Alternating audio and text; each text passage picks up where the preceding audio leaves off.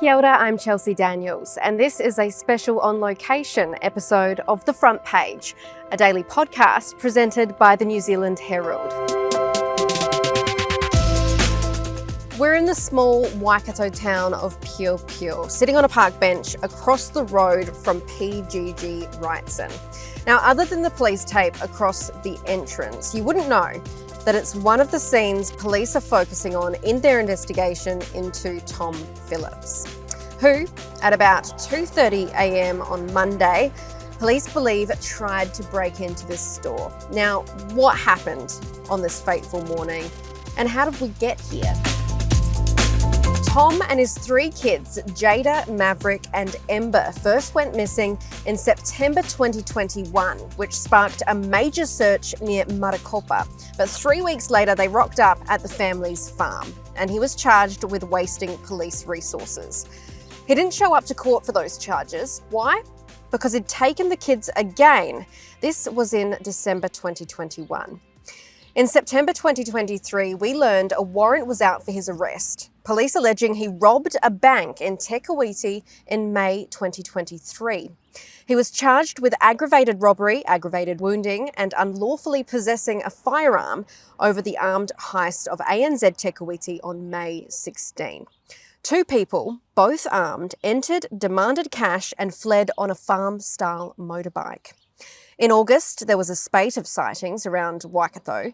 Phillips was seen in two different Bunnings warehouse stores, disguising himself with glasses and a surgical mask.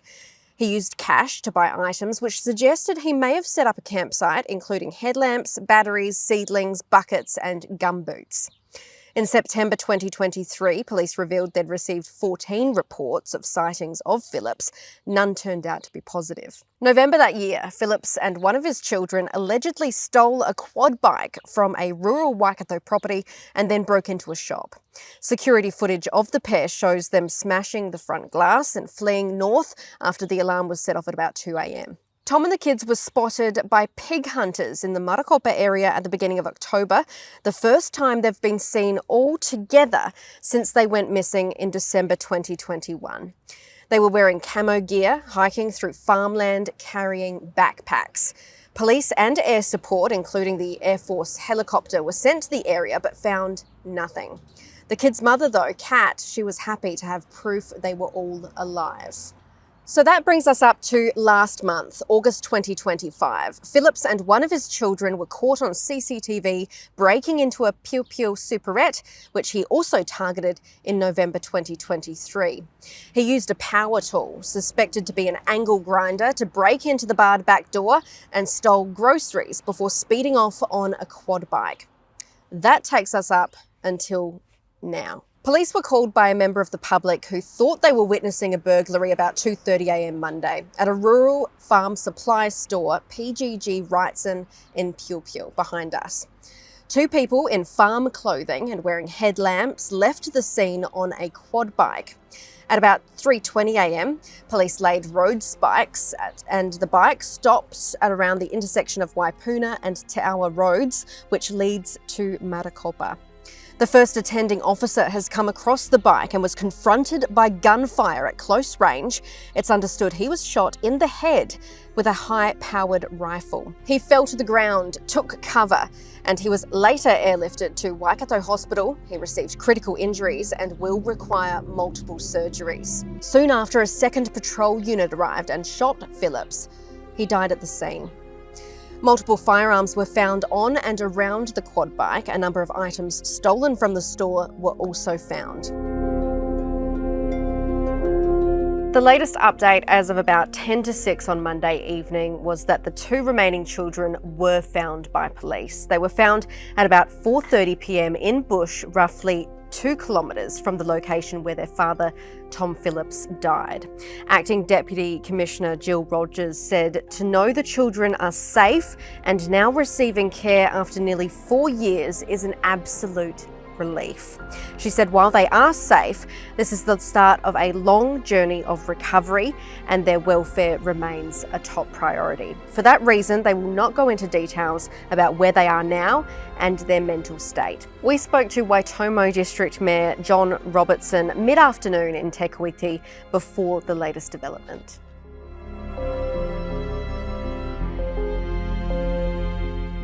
So John, tell me a little bit about the area that we're looking at here. So the area is really rugged, sort of classic king country hills, steep hills. This is out Marokopa wise, out by the coast, rugged west coast New Zealand. Vast areas of native forest. There's a lot of DOC conservation land out there. So I think of the Waitomo district, there's something like 20% is in DOC estate. And sparsely populated, so metal roads from council roads going down, and often just a few farmers, just serving a few farms in the area. And so the population is one of the smallest council areas, but you mentioned before the district is actually one of the largest in the country. It's large for the North Island. It's 3,500 square kilometres, which is about the size of Hamilton City, Waipa District Council and Otronga Council. So it is the Waitomo, as part of we're in the centre of the King Country, is a big, vast area, yes. And do you know Tom and Tom's family? No, I don't. I've not known Tom. The family is a family that's been in that area for a long time. Good farming people, and while I made contact early on with them, they've wanted their privacy respected too. So the local community is their community, and the mayor's kept away through that time. In terms of how long this ordeal has taken, nearly 4 years, or exactly 4 years if you count the first time him and the kids went missing, it's an incredible time and an incredible amount of time for the whole country and even internationally, people looking at the district, and that's probably something that you're not used to out here. What's it been like? Look, the focus has come on periodically. So when Tom disappeared the second time, there was and the first time, I guess, there was a very big presence of police for a week or so. Since then, there's been these alleged sightings and alleged robberies, and so every 6 months or so. And so the police at times have come in a number of cars, but not stayed for long. So the attention's been on Tom, but it's been every 6 months or so when there's an alleged sighting more. Yeah. Has it been the talk of the town? Over the almost 4 years, it's not something that we wake up to every day and think, oh, where's Tom? It is something that we periodically think about, the children especially. And then when there's been an incident or a sighting or an alleged robbery, the community has chatted a bit and wondered, was that Tom or not? And the police have clearly had their evidence and have known more than the community has. In terms of how this has ended, obviously one of the more tragic circumstances that it could have ended in a multitude of ways. How do you think that the police or everyone has gone about this the right way? Do you have any ideas on how to perhaps, should we have done better? Yes, we should have done better, but that's not a blame on the police. About a year ago, I guess I started chatting to people about whether there's a way to encourage Tom to come out with a negotiated type agreement, because we all know that there's a custody issue behind this as well. and that that those situations are really complex to get through.